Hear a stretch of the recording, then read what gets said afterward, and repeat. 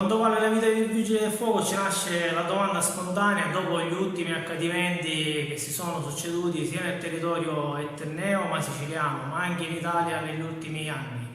La nostra vita quanto vale cara politica?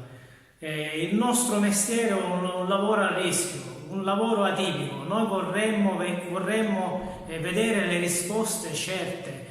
Da quando si è insediato questo governo sono state tante le promesse di assunzioni, di rinfoltire il Corpo Nazionale dei Vigili del Fuoco con 3.200 assunzioni prima, poi man mano sono andate a scemare, le promesse di nuovi mezzi, le promesse di nuove strutture e di nuove attrezzature.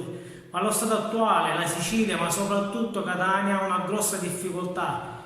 Sono 128 le unità che mandano a Catania e 500 in Sicilia. Allo stato attuale il nostro territorio, che già come ben si conosceva è a rischio vulcanico, sismico e idrogeologico.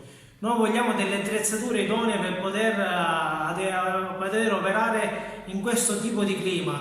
Allo stato attuale non abbiamo mezzi sufficienti per poter intervenire in maniera celere. Il carro crolli del comando di Catania ormai è dismesso per l'attrezzatura ormai vecchia e vetusta o totalmente mancante.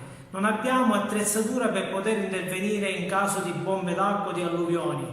L'unico mezzo anfibio che possiede Catania lo possono guidare in pochi perché la formazione ormai è scadente, scarsa, perché noi siamo danneggiati doppiamente. Uno perché manca l'organico e due perché non ci possono estrapolare dal soccorso tecnico urgente.